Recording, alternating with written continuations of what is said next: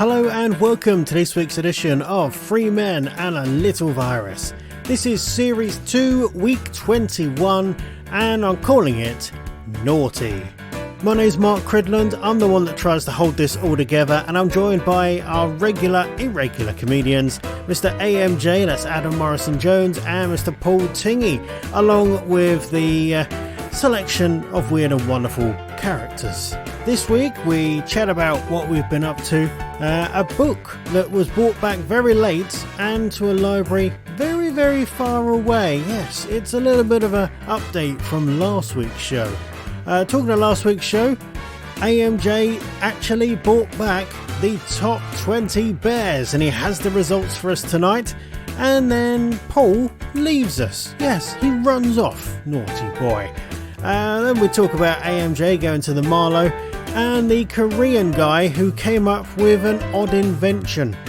Plus we have our very special quiz, yes, the quiz with a celebrity comedian guest. This week it's the rather controversial comedian and he runs comedy nights. Yes, it's Bob Walshy Walsh. He's going to be joining us for a little bit of fun and see if he wins this week's quiz. You never know with Geraldine, she might have the hots for him. Anyway, it's time to sit back, relax and enjoy another week of Three Men and a Little Virus. We're here. And I'm actually back. I'm back in the office, as you guys can see. I'm back in the office at last, rather than being out and about and using a mobile setup. I'm back to normality, as it were. So, but yeah, how are you guys? Yeah, good. Cridland, you look like you're about to give me 20 tips to make me a successful millionaire. Yeah, and your camera isn't very flattering like that, AMJ. No, I was leaned well back. I thought Jabba the Hutt was on the screen for a moment. Whoa! Whoa, no need for that. He loses a bit of weight and he thinks he can be a bit of fat chap. I'm not having that. His name's Stanley and he's part of this family. I tell you, I'm so enraged that I'm probably going to leave in about 15 minutes' time. Oh, he's given us 5 more minutes. Yeah, yes. It's not Jabba the Hutt, it is indeed Chewie. Chewie. Not Jabba, it's indeed Bucky O'Hare. Captain Bucky O'Hare. Got them all there. Inspired my brother to make a spin-off called Captain Bucky O'Spunk. The last few weeks or so, we've had to have emergency comedians come in because the guest that you'd originally booked, Paul, something's happened to them. Are we actually going to have a guest that's going to stay for the whole thing and actually be at the quiz this week? Yeah, we have. The guy who let us down last week, Jay, he is the first to be blacklisted by our podcast. Ooh, really? Yeah. Oh, you sounded well serious then. Blacklisted by the podcast. Yeah. Well, it's not the first time he's let me down as a person, and he's let the podcast down. And if we weren't, a good podcast, I'd have taken a pinch of salt. But however, getting into the top 20 UK comedy podcast of 2021. It's made me realise, actually, we're not so tin pot as I make out. So I can't have people letting us down. The other guy, he's not blacklisted. It was a case of miscommunication. So there we go. So I'll let Dickie Richards off. There's a bit of miscommunication. He's booked in for a couple of weeks' time. Of course, last week we had our the most available comedian we know. Yep. As he even put it in a Facebook post. Yeah. That I did find quite funny. Probably the funniest thing I've seen him do. He is the substitute teacher of the comedy world, Trevor Fielding. Yes. I thought you said he was the substance abuser of the comedy world. I thought, no, that's the guest later on. Oh, No, yeah. well, that's also Trev. I've seen him with a Pritt stick. Yeah. That sounds so wrong. That's what Geraldine calls it. There was glitter everywhere. Long hard stick that gets me sticky. Oh, right, well, Geraldine. Paul, if you've got to shoot off soon, then we better get some of these. I've got a couple of news stories that actually lead on from last week, and I know AMJ's got something that leads on from last week as well. So we get those bits done quickly, and then you can run off while maybe me and AMJ finish off a little bit. You're going to finish it off? I'll stand for that. It'd take a while. Well, last week there was the mention of the library books that were brought back extremely late. Yeah, The one that I had was quite over 100 years, and the one that you mentioned, Paul, was extremely late. Yeah. And Prime Minister of the country as well, who didn't return the book. How about that? Can I just point out as well, like you saying about what I do in libraries last week as well, that I put my penis through the doors of certain libraries. I found Faversham Library and walked past it, and in my head went, oh, that's where I put my penis through, and carried on walking and think, why is that even my thought process? It's what this podcast does to me. Yes. Just so you know, I've never stuck my dick in a library. Might we just also add, we never said that you stuck your dick through the letterbox. We just said you pissed through the letterbox. That's you adding in your own conjuncture now. Yeah, but you can't just piss through a letterbox. You need to put your penis in there for it to get straight flow. You could be an absolute arsehole and just piss in a bottle and then do it. Well, you're giving him ideas. I might do that. Well, I hope no one goes around pissing through libraries now, because this makes me look like the worst possible suspect. We're on Crime Stoppers. Have you seen this man? What's he done? He pissed through a letterbox. He ruined the Harry Potter display. Michael Rosen's fuming. Anyway, said about the late library books. Bound. The smell's going to be in there for weeks.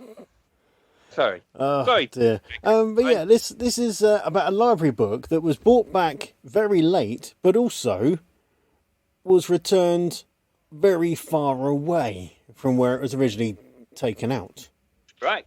So this is a book that was taken out of the Shetland Library up on the Shetland Islands. It was taken out quite a few years ago and then brought back to a library in Suffolk. Only a couple of miles away. Yeah. The book was... Suffolk?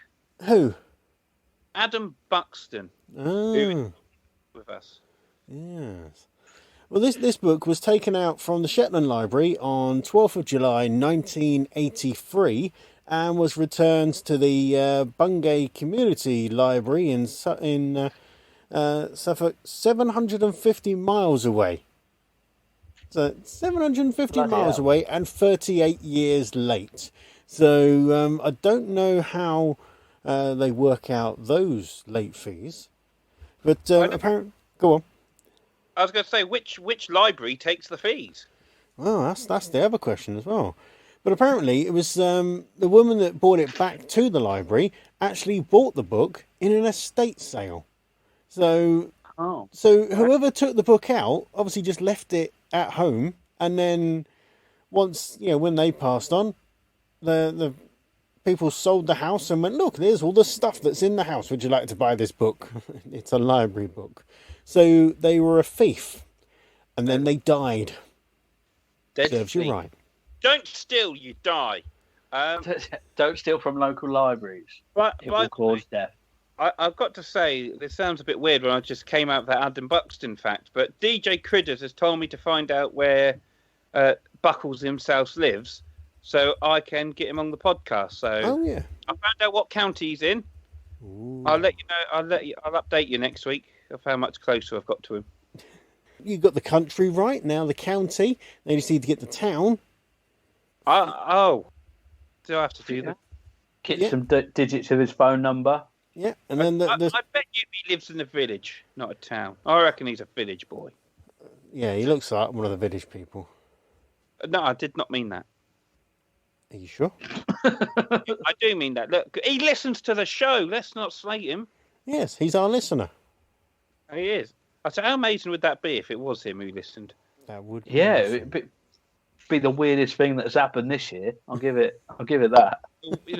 One of the most successful podcasters ever in the world of podcasting history. Yeah. Rick Space is the most successful. But, Adam, that'd be amazing, wouldn't it? Wouldn't it be? Did you think he uses this as like a palate cleanser after he's done a really good podcast? Yeah, right. Let's remind myself. Or if he ever feels like he's done a bad podcast, he goes, right, let's remind myself what bad is. 3 Men and a Little Virus, the sorbet of the podcasting world. When you're feeling bad, you could be doing this. Yeah. Oh. Yeah, and earning millions from it, eh? Yeah, I'm just looking at all my money. Yep. All that money that's rolling through the door. However, 1p, 2p, 3p. I am You've now. still got that arcade machine? I'm closer to getting us a sponsorship with someone. Ooh. Who's the sponsor? I don't want to say just yet, in case they don't sponsor us and we give them free advertising. Oh, okay. Sodom. No, don't sod. No, because they might give us the money. Well, He hasn't said who they are. exactly. It's fine. You don't know can who say we're talking Sodom. about. I could be talking about Buxton. Oh, for fuck's sake, that's who's going to sponsor us. The water company. Yeah, the water company. Yeah. You know, they used to be owned by Coca-Cola. How Yeah. about We need the water you know- company just to cool down Geraldine sometimes for the way she gets with some of the guests. Last week's show decided to call it Bears because Benefit Bear came back, and then there was a story about some bears as well, and that led you on to reviving something very special, didn't it, AMJ? Yeah, well, everyone who's listened to any of the things we've done or do even know that we do the top 20 bears every year, where I sit down and make a list of the top 20 bears from the people of Facebook and, of course, you lovely gentlemen as well. We've had to change the list slightly this year because the same bear features a few times. So I see it as the top 20 bear acting roles. Right. Ooh. All will make sense very shortly. And I've just realised we're not allowed any countdown music anymore because the EU. You can sing it. Do you know what, Paul? Can you sing the numbers like the olden days? Yeah. Okay. So are we starting with 20? We're starting at 20. Okay. So, okay, everybody, we're ready now to go live with the top 20 bears. And here we go. 20.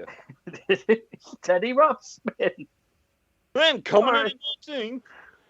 The bear from His Dark Materials. What's his name? I'll be honest, I wrote it with a pencil earlier and I've only got the last 3 letters. So I got Wreck. Wreck. So if you do know, good on you. Have a point later in the quiz. Send us an email. I'll tell you what, Zelma and Code will get a point on that because they've read the books and started watching the TV adaptation on BBC. That's very nice, Paul, but now it's time to number 18. Number 18. Right. It's Nookie Bear. Nookie Bear at number 18. Nookie Bear. Coming in at number 17. It is indeed Huggy Bear from Starsky and Hutch. Well, that's the word on the street, moving up to number 16. It's Lots of Hugging Bear from Toy Story 3. Lots of... He's an evil bastard. So let's go to number 15. It's Baloo the Bear in the animated series Jungle Cubs. An underrated TV series, and that was 15. So that now comes up to, well, what comes under 15, Paul? It comes, well, it's number 14. It's, of course, a classic bear at number 14. It's Bear from the Big Blue House. Yeah, it's called the Big Blue House because they just had loads of pornographic parties. Number 13. Number 13 is, of course, a Super Bear. You might know him as Super Ted. That's because that's his bloody name. And the other spotty friend. And coming in at number 12. It's Kung Fu Panda. Kung Fu Panda, voiced by Jack Black. Number 12 is what we just had, so we're going to number 11. 11 is a legend. It's Baloo the Bear as his part in Tailspin, where he plays Baloo the Bear. I have a funny feeling we might hear him again for the Jungle Book. Oh, I've got that feeling. Oh, this is top 10 time. Number 10. It's Rupert the Bear. He would have been higher up the list if he didn't have weird fucking hands. And why does Rupert the Bear wear check trousers? I don't know why. Because he's a cunt. Number 9. It's Violet, the bear from Brave. I've not seen that film. Number 8. Little John, the bear from Robin Hood, that looks suspiciously like Baloo the bear, but I'm assured it's not Baloo the bear. It's Little John from Robin Hood. Oh, Little John and Robin Hood running through the forest. Lee. Number 7. Gummy Bears from Gummy Bear. Oh, there's a song that we did actually play a couple of weeks ago. I'm a gummy bear. Yes, I'm a gummy bear. I'm a yummy, gummy, yummy, tummy bear. Number 6. Bobo from The Simpsons. Mr. Burns' bear, of course. Oh, very good. And number 5. Baloo the bear from his role in the Jungle Book. Number 4. We've got Coda from one of the greatest films, Brother Bear. Thank goodness that came up in the top 20 bears, as Coda will probably listen to this at some point, and he is named after the bear in Brother Bear. Number 3. Number 3 is Yogi Bear. Smarter than the average bear, but not smart enough to save money on his car insurance. Number 2. Number 2 is Winnie the Pooh, and if you remember last year, Winnie the Pooh was at number 1, so we do have a brand new bear of the year in the top 20 bears 2021. What is it? Pooh has slid down the toilet seat. He is now up to number 1. Due to the success of his sequel movie, it is Paddington Bear.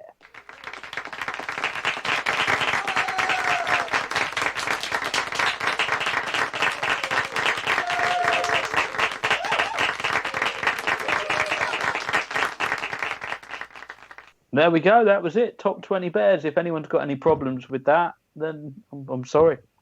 So how did the voting go for that anyway? Well, what happened is I put it out on my Facebook of going, who's your favourite bear of all time? And after 4 people wrote Bear Grylls and 2 people who had wrote Huggy Bear and 2 people who just put pictures of very large men in a spandex, I then decided to go to Twitter and just got the bears off there. I'll be honest, Bear Grylls didn't make the list, and it sounds like he had the most amount of votes. I think Bear Grylls could have won, but I think it's a bit of a bell end.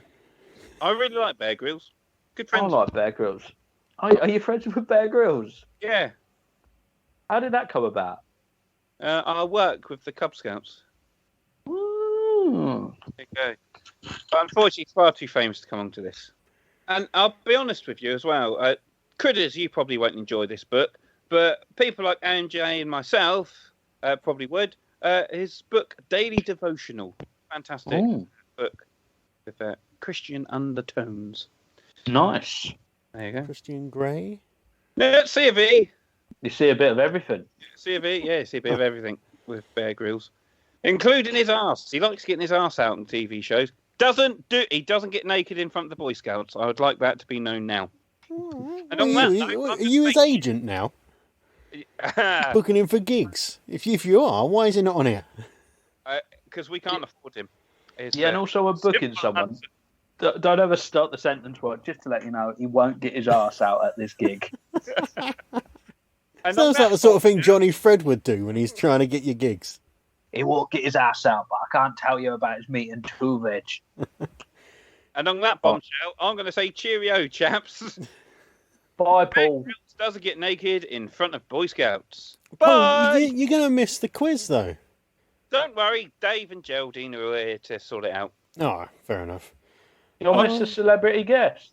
I'll message him and say thanks later on. But I best be going because I've got to start work in half an hour and I've got to eat dinner yet. Bye! Oh, Bye-bye. Bye. He's waving. But not waving with his Bye! Things not to say. He's waving, but not waving with. Just so if any listeners were listening to that and think, how is Paul waving? Is he waving with his hands, or does he have his penis out, which he's waving around? And let's point out, we found out a little bit of interesting fact about Paul's penis, didn't we, Mark? We haven't spoke about this yet, have we? We did bring it up, didn't we? I think even our guest that following day The man who no person can pronounce his surname unless he's told them it. Pancake. Yes. Oh, apparently, Paul is he's a big old boy down there.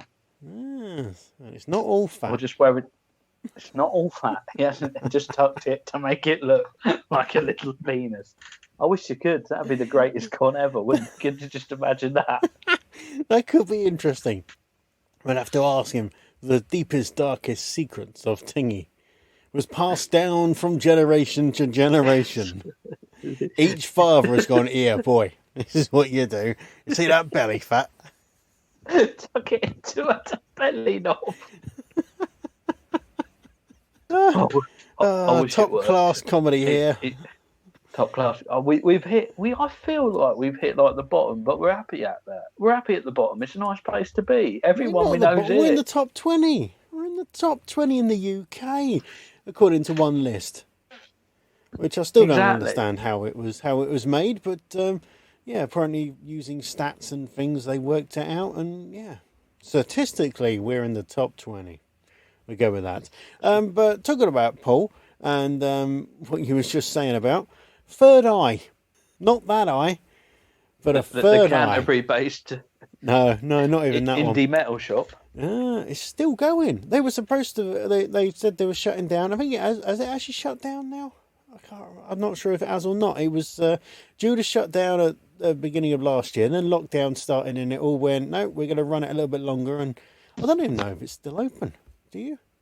Yeah, still. I went in there the other week randomly because I do this thing when I go to Canterbury. I still think I'm a 15-year-old teenager, and I visit the places that I used to visit when I was 15, like H&V, Third Eye, and then think, why have I come in here? Yeah, pretty much. And Siesta, just to go in there for all the weird stuff. Oh yeah, just to get some joss sticks and dye your hair. Probably the best one. Talking about Siesta earlier, weirdly enough, we walked past it yesterday on the way to the Marlow. Oh yeah, that's a good point. Before I do about this news story, I saw your picture at the Marlow. What was you doing at the Marlow?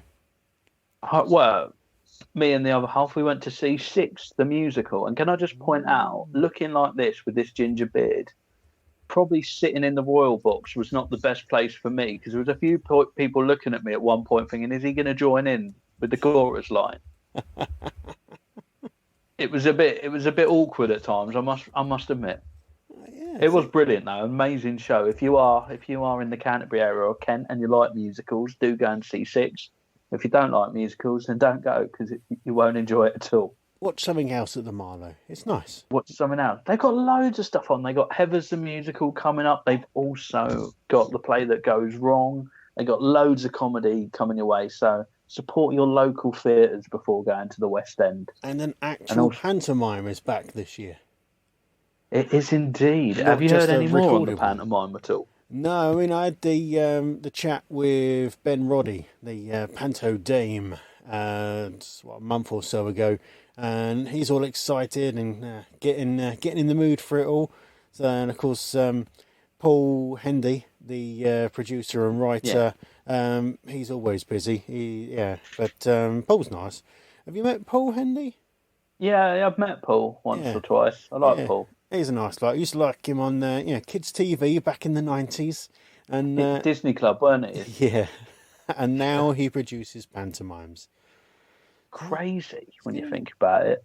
Who else have I seen from that? I saw Lloyd Hewlett about a year ago. We were having a little chat about it before it all got cancelled. So crazy. Yeah, crazy. I might actually go this year. He had a solo show in Canterbury, not in the Marlow, but in Canterbury last year, and it kept being put off because of COVID. And then when it did actually come around to happening, I was busy, so I couldn't go. It's always the way. That's the work. Yeah, I mean, me and the wife were going to get tickets to go along to it, but yeah, it just kept being pushed back and back and back, and then we never got to go in the end. But well, that's the problem, isn't it? And then people like rearrange their lives around it. Yeah.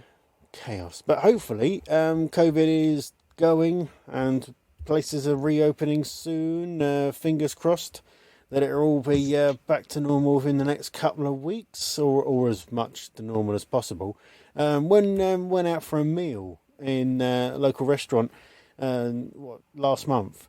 That was odd because I always do the bottomless soft drink, and Sarah always does the bottomless tea, but you can't go and get it yourself anymore. You have to call a waiter or waitress over, and then they go and refill it at the bar, so that they're not using the same machine that people are touching all the time. Yeah, it's same price, but you haven't got the novelty of going up and pressing all the buttons and getting a mix. Which it's not right, is it? Is that waiter called Toby by any chance? No. He's, or brewer. He's a guy who makes beer, and he runs a fair. Oh, he likes to go there, does he? Do they do a bottomless drink and food now? That's crazy. Yeah. I've not been to a Brewers Fair in ages. Yeah. Where is the nearest Brewers Fair? Duke of York. Of course it is. So, yeah. I mean, it was all well organised up there. It's just odd from what we used to have. But, things should go back to some sort of normality, have some of the bigger clubs open, more capacity venues opening soon. So get some big comedy stuff going on hopefully soon as well. Definitely, man. We've got a biggish we've got a big announcement coming in the next week, which I'll tell you off air, which I'm quite impressed. Okay. Who we've got. So anyway, going back to Canterbury, just thinking, when you walk through Canterbury, you see a lot of people that are just walking around with their head in their phones. Head down in the phone, and they end up walking into people because they're idiots. Well, this guy in South Korea has come up with the perfect way to stop smartphone zombies, as they're calling it, walking into people. He's done? Cridland? How? Well, he's created a robotic eyeball that could be strapped to a person's forehead. So, effectively becoming your third eye. And then the image from that camera is projected into a small box on your phone screen. So, you can still continue to look at whatever you're looking at on your phone, but you've also got a small image of what's in front of you. And if you don't notice that, if someone gets within, is it 2 meters? Within 2 meters of an obstacle, whether that be a person or an actual thing, it bleeps at them to warn them of the danger. Just put your f***ing phone down if you're walking into people. Yeah. If you need a third eye to guide you around, what are you looking at that intensely? And these things, technology, when it first comes out, never looks good straight away, does it? No, That's the thing. I've seen a picture of it. It looks really weird. I mean, it's basically just a security dome stuck to your forehead.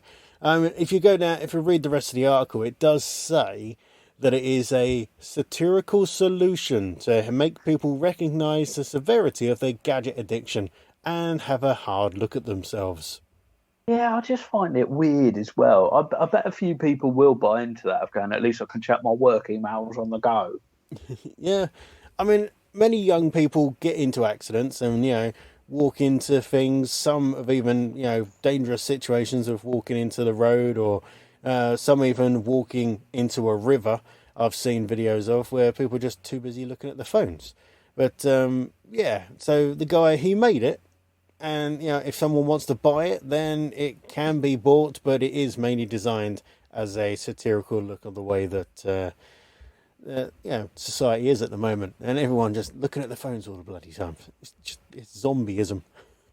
I've tried to, put my phone away for at least, 6 hours a day recently, because, you do find just scrolling and looking at Facebook and just stuff that you don't really care about.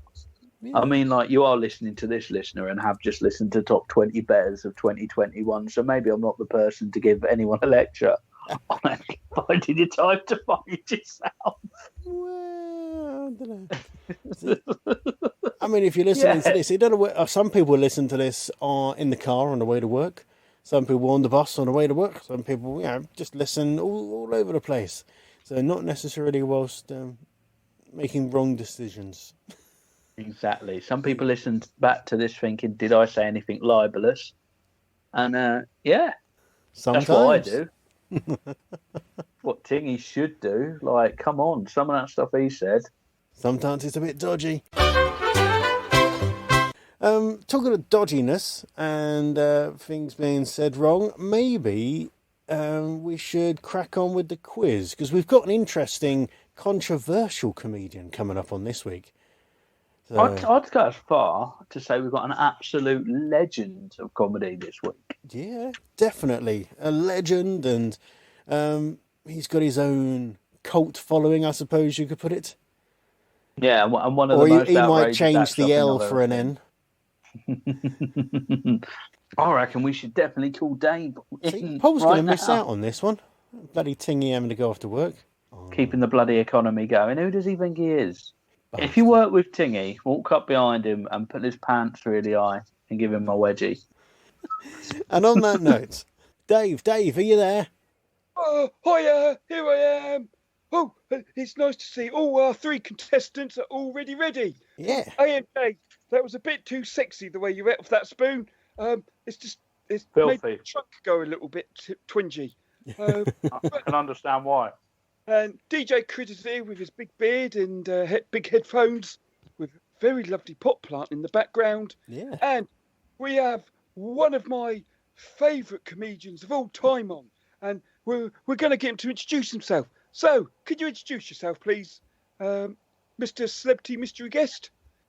Hello, mate. I'm Bob Walshy Walsh, I suppose I'm known on the stage, but like my actual name is, I'm not sure you'll be able to guess, is Bob Walsh. Oh, yeah. And I'm a comedian who likes to put on offensive comedy shows. And Yeah. I've done millions of them, and they're great. They are great fun. And hopefully we can ask you about a story about one of them later on. So Bob Walshy Walsh, he's here tonight, and he's making sure that we are funny tonight. Because AMJ and DJ Critters, they're dog here being funny. So no pressure, Mr. Walsh. Are you You're right, chortle? well, Sorry? Are you a chortle review, Paul? Dave? I don't know I doubt if I've ever made it to that level. I was 10 most offensive acts at Edinburgh Fringe 2018, I think, on the Nice. Huffington Post. No. It was pretty good, 10 most controversial, 10 most controversial acts. So, fuck off, I'm totally controversial. I saw, Huffington Post. That's a good review. He I made saw I you like show it. in It's on the 2019. top of the poster. Look, I don't know if you can see that. Yeah. It's got to be the top fucking line, isn't it? It's like that's like nobody else has noticed. He makes a sailor blush. Nah. Well, And of nobody course- else has noticed. I've been doing it for years, and I've just no one else has noticed. I've had some really quite good reviews. I think my favourite one is the lovable old lefty with a penchant for White Lightning. And that was from Scott's Gay. I think a bit more classy than White Lightning. Maybe Blackthorn. No, I think that's how they put it. I think they did say White Lightning. It certainly wasn't some derivative of a get pissed quick lager, a cider. See, The best types. you're the top 10 of those, but now you're on the one of the top 20 UK comedy podcasts of this year. 2021. Yeah. Am I? Yeah. We made the list.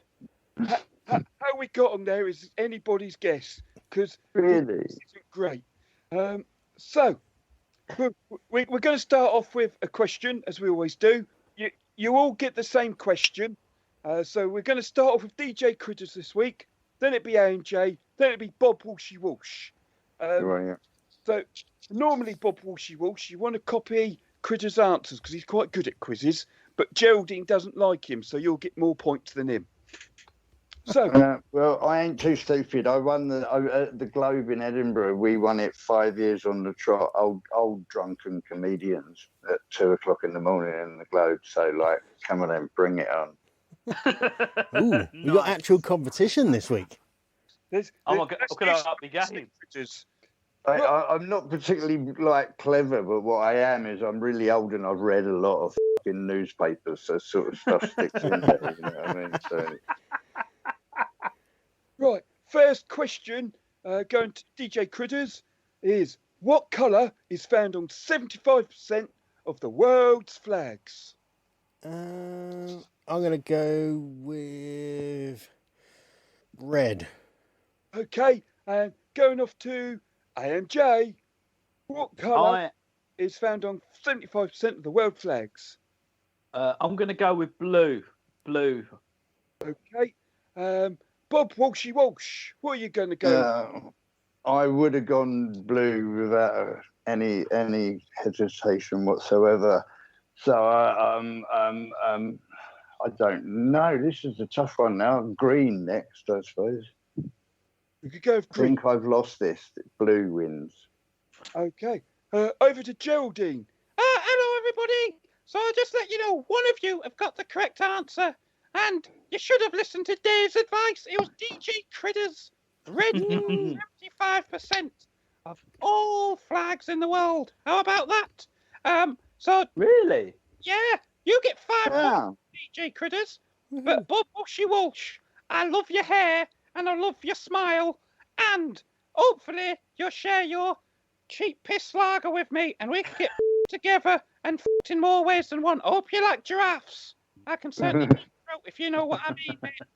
So you get yourself 12 bonus points. Well done, Bob Walshy Walsh. Woohoo! Thank you, Geraldine.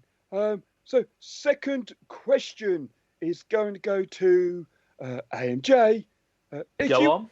If you were to watch the Marvel Cinematic Universe films in chronological order, which Paul has still not seen one, apart from Captain Marvel, is which would come first? Oh, Iron Man. Do. Shut up! Get up for copyright again. Bob Walshy Walsh, the same question goes to you. If you were to watch them in chronological order, which Marvel film would you see first? Okay. Marvel. I'm going to guess, because I don't know anything about any of this. Is Spider-Man. Spider-Man. Oh, that's what I would have gone for, but I don't know nothing, so I'm an elephant. DJ Critters, what are you going to go with? Can I just clarify, when you say chronological order, do you mean the order that they were released in, or the actual time order? You'll have to think of that yourself, otherwise I'll give away the answer. All right, I will go with Captain America the First Avenger then, going time order. I tell you what, DJ Critters, you're absolutely right, because that takes place in World War II. However, my favourite superhero is Spider-Man, because I can see his bulge in those tight pants. So Bob Walshy Walshy gets himself another 5 bonus points, because he's made me have a fanny flutter thinking about Peter Parker in that tight clothing. Geraldine, have you got a different camera to us? Because we can only see Bob's face. We can't see lower down. I'm thinking of Peter Parker's tight outfit. Yeah, don't be twat. Right. We're going to move on to the third question. That's going to go for Bob Walshy Walsh. And Okay. Dave, you best answer. Oh, you best ask the question. Oh, thank you very much. Now, Bob Walshy Walsh, what is the best football stadium in the world? It's called Plough Lane, and it's in SW19. Thank you very much. Southwest London. It's without doubt it. And me and my mate, we sort of built it. So Oh, wow. yeah, without any doubt. So, there's no bias there. DJ Critters, what is the best football stadium in the world? I'm going to go with probably the only other one I know, which is White Hart Lane. And that's only because of the wife. Oh, because of the wife? She likes that team. I didn't know she played for the Spurs. Well done, Sarah. She's a shareholder. Sorry? She's a shareholder of Spurs. She's not a player, but she's a shareholder, yeah. No. I'm an owner. I'm an owner. I own the club. If only Spurs had some money. Now, A&J, what is the best football stadium in the world? It's got to be Dover Athletics home ground, Crabble. Now, I tell you what, AMJ, I like that answer because I f***ing love Dover Athletic. So you're going to get yourself 5 bonus points. However, Dave wrote these questions with Bob in mind, so the answer is Plough Lane. Yeah, of course it is. And can I have bonus points because I punched someone in the face in Dover in the ground when we played there on our meteoric rise through the leagues. I punched someone in the face in that ground. Yay! He asked for it. I got patted on the back and I didn't buy a drink all night. He was just one of the locals. He just needed a punch in the face. It's when you find out it was Tingy. Yes, it was Tingy. Thanks for giving him the gig in the big red bus. No, but I like the club. I like non-league football. So like you know, but you are going to meet an idiot like that every now and again. It's me. Paul knows all the was that you punched in the face, and you deserve 10,000 bonus points because he is a real dickhead. So well done, Bob Walshy Walsh, for touching him in the face. However, can Paul say who it was? For legal reasons, no. I tell you what. It was sort of fairly famous. It was being talked about. I tell you what, Bob Walshy Walsh, they might play at Plough Lane, but you can plough my lane any day. Yes, sir. That's another 2 bonus points because I got to be able to do a funny joke, which was slightly controversial. Not top 10 like you. Oh, thank you, Geraldine. Right. 4th question is going to DJ Critters. Now, DJ Critters, what planet, or should say which, for perfect English, which planet has the most moons? I got no idea. So I'm just going to have to guess at Jupiter. Jupiter or Mars? AMJ, which planet has the most moons? Mars, definitely Mars. Mars, okay. Bob Walshy Walsh, you're shaking your head like he's some sort of... What's the answer? Yeah. Because I feel like some sort of... I don't know. I'm going to go Venus. Venus? Oh, Venus was a... And she's full of desire. But I'm afraid, Bob, all of you are wrong. It is Saturn. Oh. And God loved it so much, he listened to Beyonce and put a ring on it. That brings flashbacks back from the other week. Right, next question. Oh, I like this question. It's a little bit saucy. AMJ, which animal kills the most humans? Oh, is it something ridiculous? Like you never... No, I know this. Does it do it with intent or does it do it by accident? I don't know. I'm not its lawyer. Is it the hippopotamus? The hippopotamus. Bob Walshy Walsh, what animal do you think kills most humans in the world? I'll go tiger next after hippopotamus. I would have gone for hippopotamus. Kel Baskin. DJ Critters, which animal? I think it's like daft, so I'm going to go with a spider. I'm afraid you're all incorrect. It is mosquito. Yeah. Oh. What are them questions, eh? I love... Animal. Oh, animal. Which animal? The mosquito. I know, Walsh, it's a fucking insect, isn't it? Isn't it? An animal. Right. I'm just going to chuck that little grenade in there. Like. So, because Bob Walshy Walsh had the bollocks to stand up for that question, he gets himself 20 points. Oh, that's how it works now, is it? Yeah, if AMJ what's it, mate? It is. Right, okay.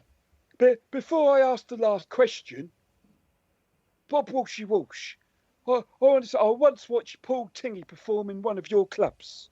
It was at the back end of a lorry trailer. Yeah, man, that is great, and you tell people about that, they do not believe it. It really still makes me giggle.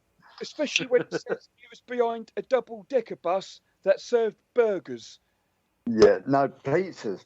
Was it pizzas? Oh, no Yeah, wonder. no, pizzas. Yeah.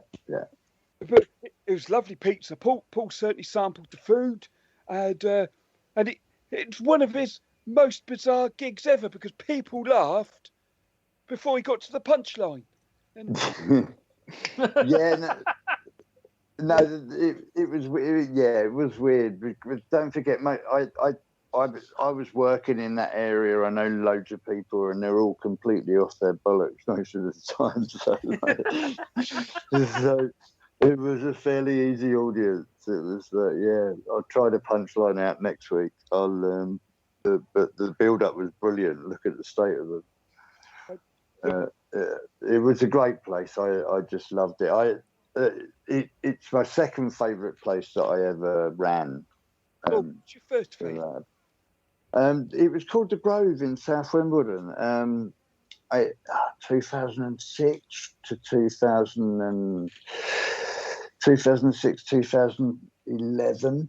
It was a Monday night show. It was I was mostly provided by Mirth Control.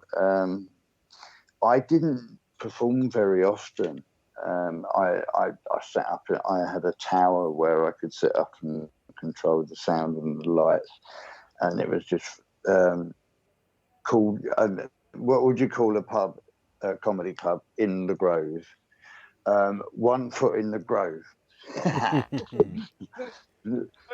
Come on, that's great. Come on, I expected a round of applause there. You know, no, that is good, man. I think the other two were too busy preening themselves for the camera, Walshy. Yeah, well, it was just really good. I was just, like, Mirth Control were just sending me all these brilliant acts, and now I look on telly and like, oh yeah, they played there, they did well there, and it is actually fairly much like 90% of the people that did well in such a nightmare of a place like that have gone on and done really well on TV, and without one or two people that have done brilliantly there that should have gone to TV, without any doubt. That's probably I could give you another 10 that I could make. I could make a series of live at the Apollo with people that didn't make it just because like their life didn't allow them to just spend sort of 10 months of the year almost making money. You know, they've got families and stuff, and that costs them, and there's loads of them. But anyway, yeah, they've still got a chance. Maybe life will present a chance for them because they won't stop being good comedians, will they? So, and obviously you put Paul Ting on that list, don't you, Bob Walshy Walsh? No, I like clowns. I do. I like clowns. I'm a sucker. I do. I like clowns. He's made me laugh, man. He has made me laugh. I was really drunk, but he made me laugh. When Paul asked back, because he went, well, people were laughing well, for a start, they never normally fucking laugh, but they were laughing in the wrong places. And you went, it's a thing that you do with your face. And he didn't realise it, but then he went to another gig and people were laughing again. And they went, it's a thing you do with your face. And it turned out Paul's just got a weird face. Hey, Jay, you was going to say something. But Bob, I saw Wrong Comedy in 2009 up when you were in Edinburgh, and it was such a breath of fresh air, mate. You know what the festival's like. You get sucked into it, and it's so great just to see people just saying what they mean and not having a bloody narrative halfway through the show. Yeah, mate, I just needed to tell you it was brilliant. I don't think I told you at the time, but... Well, thank you. I just sort of stand on the corner going, look, this is going to be offensive. Don't come if you don't like it. And then I shout sort of like 4-letter words for hours. like in the show. But yeah, also I've given a chance to a lot of comedians over the years. I mean, I've probably how many young comedians I've given a chance to do their first Edinburgh shows in wrong comedy because they're a bit naughty, because there's not really a market and everyone's a bit scared of them. And I just say, go and do what you're going to do. You know what I mean? And like, I've had every sexuality, every colour, creed, sex, like, you know. Mate, I had one of my biggest, because I get a lot of working class sort of Edinburgh boys. It's the only show they go to. You know what I mean? They come up to my show and then they go to a club and try and pull, and sort of coming up and seeing somebody in like pretty much like the full Muslim gear, you know, making them belly laugh. You know, I mean, just loved it. It's just been a dream. And I what I wanted from Edinburgh, I went a few years and I thought there's just nothing for me to go and watch, and I thought, right, that's gonna be my hole. That's what I'm gonna go for. So like I was invited to do a show called Wrong Comedy by a mate of mine, Louis Blair, who's a friend of like Graham Whistler and the sort of Bournemouth crowd. And I got invited to be on the very first Wrong Comedy show, and it sort of didn't really take off. We did a good gig in Croydon to about 30 people, but obviously that cost a lot of money. So at the end of the day, it didn't go anywhere. And then I thought, when I got that, I thought, right, I'm going to do it, and I just couldn't get over the title Wrong Comedy, so I went for it. And the reaction has been really good. All I wanted to be was the little punk band in the corner of the Edinburgh Festival. I didn't want to be like you know, I don't spend any money, I don't do anything. I just wanted to be the dirty little punk band in the corner. You know, it is that was what I wanted to sort of create. And you know, and I've just had some of the best moments of my whole life. You know, man, I was a street homeless junkie 23 years ago, and I'm doing an Edinburgh show, and loads of people like it, and it's just sort of underground, and that's exactly what I wanted. You know what I mean? But delighted with it, and also when people have seen me in that, I've got loads of gigs around the country. If you've got a rough gig in a you sort of like dirty little part of town, I am actually that comedian, and you know what I mean? So it's been really useful as a vehicle for my career. I don't want to be an MC. I want to be like what was it? Somebody called me a cross between Bernard Manning and the Young Ones. And I thought, get it. Yeah, that's not a bad endorsement, is it? That's not a bad one, is it? Yeah. Unfortunately, I don't like that promoter very much at all, but it was a nice compliment. But anyway, yeah, man, get in there. Wrong Comedy. It's just that's what it's just. If you like that sort of thing, that's what we do. If you don't like it, don't come. No, don't go in there. And go, oh, I've been offended. No shit. Wrong Comedy, mate. Yeah. So they do. They get really offended. They got totally offended. I've got this really I've got this joke. I don't know if you're probably going to cut this out, but it's like, my son. He's an ungrateful. I bought him a trampoline for his birthday, and all he did was sit in his wheelchair and cry.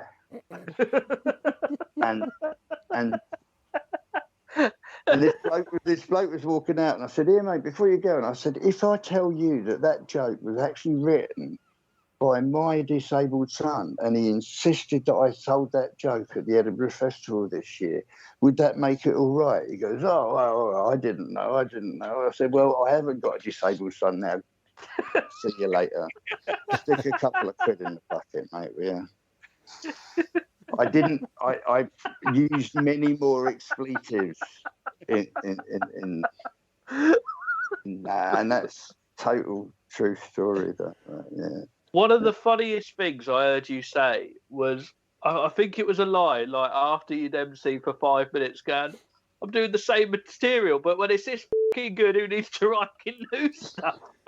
Yeah. It's I was actually just been like, the start of my last couple of shows. Is I do the my son joke I've opened with, and then I just go around the audience saying, I've done that 1,500 times. I've done that 1,500 times. It's a brilliant joke. It's a brilliant joke, isn't it? Why would you change it? Why? It's just perfect. It tells you who I am. It's just perfect. So like I've now turned that joke into 45 seconds. And it just sets it up because you have to disbelieve, because my jokes push it so much that I have to create a situation where you already disbelieve that I would actually do that or think that, you know what I mean? Because I'm going to do things that might not be sort of all right. So it has to come from a sort of cartoon character type thing, if you know what I mean, artistically. Definitely. Thank you very much for that, Bob. But I suppose I best ask the last question of the quiz. To be honest, I think talking about your experiences is probably a lot more fun than this quiz anyway. So don't cut that out, DJ Critters. So here's the last question of the quiz, and we're going to start off with going to Bob Walshy Walsh. Bob Walshy Walsh, what's the name of the mascot for AFC Wimbledon? Hayden the Womble, what? My friend Dean Parsons, bloke underneath it. Yeah, no, I think it might be Hayden the Womble. You mean it's not a real Womble? Ooh, what next? Not a real elephant? No, I mean, he's underneath it. He's just very fond of it. Oh. I'll tell you what, I wouldn't mind being underneath Hayden the Womble. I'll let him wobble free over me. He's an absolute star, and he'll be walking down the Hayden's Road to see the Womble, he says. Now, I wonder if the other two will be clever enough to copy your answer. So, DJ Critters, what's the name of the official mascot for AFC Wimbledon? I don't know. Sorry. I think it's Sneezy the Dwarf. Oh no, that's just who made that noise. Sorry. I should know better by now, but Bless you, Adam. I think it might be Aidan the Womble. Okay. AFJ, come on. What's the answer? You gotta love the format of this quiz. Yeah. It almost makes me want to say something else. I'm going to go with Orinoco the Womble, just because I want to be on the sidelines. Of course. I'll tell you what, AMJ, I always appreciate that you go to the other side of this quiz, so I'm going to give you 5 bonus points there. DJ, Habit. I like your beard, but unfortunately you said Aiden, not Hayden. Shut up. You get -5 points, but you get them back for your sexy bastard beard. But Bob Walshy Walsh, you are tonight's clear-cut winner with 28,000 points. You've got yourself... Cool, we got no budget on this quiz, but well done. Congratulations. Woo! Let's give him a round of applause. Woo! Yay! I wished I did more quizzes where I could answer questions about my biggest love of my life, Wimbledon Football Club. Because I would win all of them. But Walshy Walsh, you're an amazing man, and you're somebody that I admire because, you as you mentioned, you've had the knockbacks, but you've not let them get you down. And your football team's had knockbacks, and it's not let them get them down. So yeah, man, this is God's honest truth. Like I went through. I was a football hooligan, a pub manager, an area manager, a really long career in a pub. Then I went to jail. Then I sort of slowly started building my life, and then Wimbledon and AFC Wimbledon started. So I moved back to London, and it's all gone really well since then. I've been a really sort of like average comedian to my joy. It's great. it's all been fun, and meeting people like you, like, yeah, get in. How the would I have met people like you? Yeah, it's just been a joy, and it's been really nice for you to ask me on. And it's been an absolute pleasure. And to be honest, I think you've done yourself a disservice. You're more than an average comedian. You're bang right. You're bang on it. You're the best that I've seen. You're a much better MC than Paul anyway.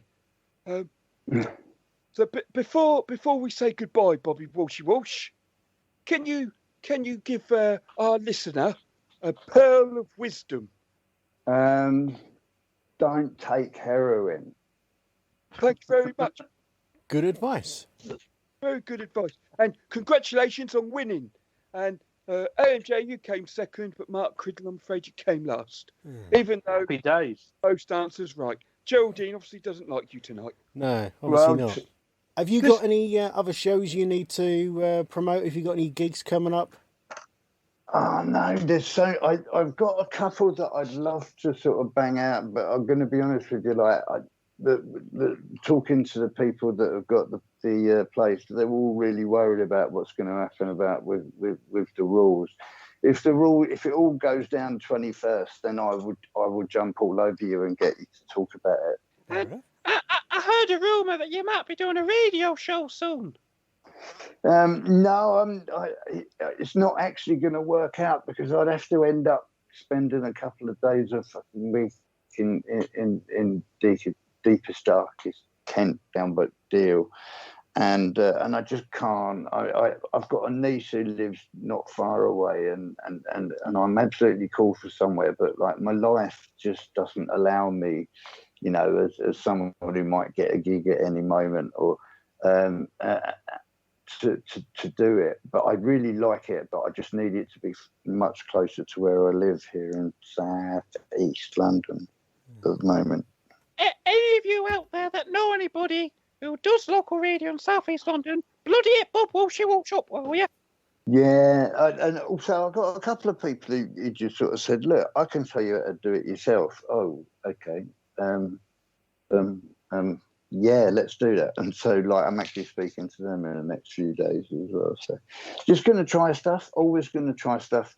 I think I've got a spoof news program where I am a news reader, like in front of the TV, obviously with a really bad temper, and I'd love to give that a run out. I've got it pretty much written, you know. And then I'd need the news as it come in. But I've got all the reactions, you know, a million reactions already written to any sort of news story.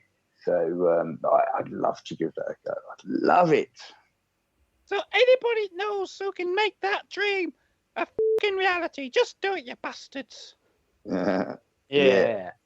Innit? So yeah, well, thanks very much for coming on. You've been absolutely awesome. I think it kind of leads us now to the end of the show. So you've already given your hints, you know, your life hack, as it were. Dave, have you got anything else you want to ask, or Geraldine you want to ask? Oh, Geraldine's gone off.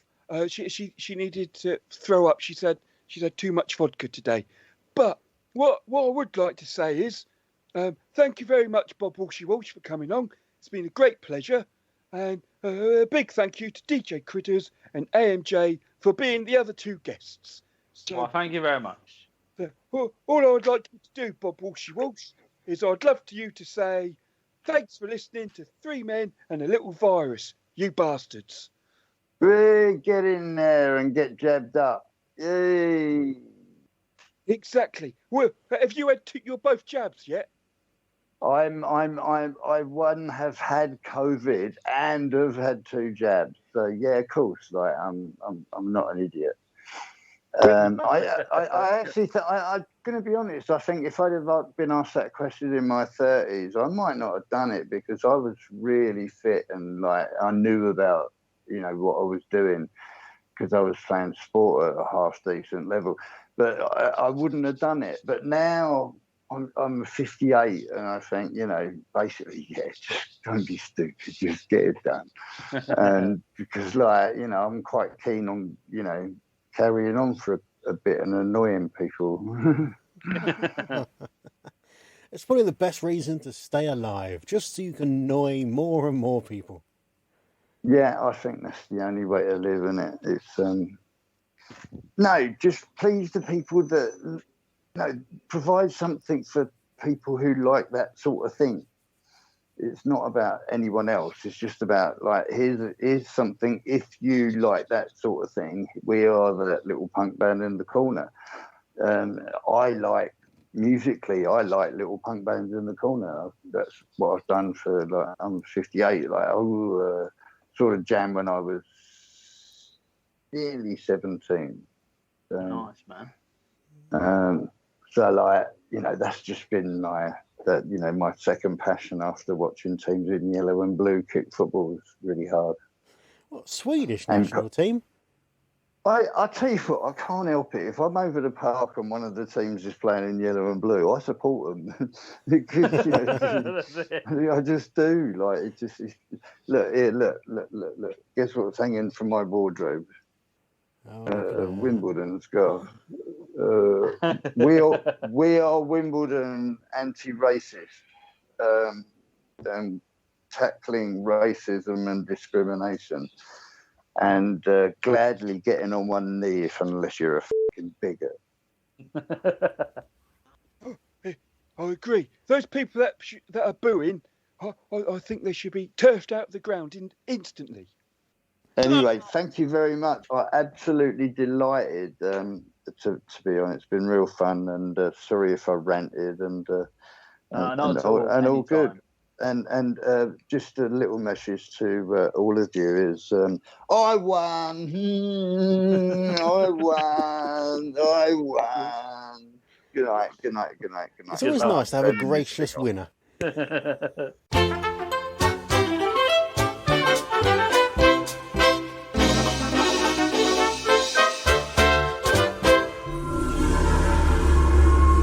Musical Insights.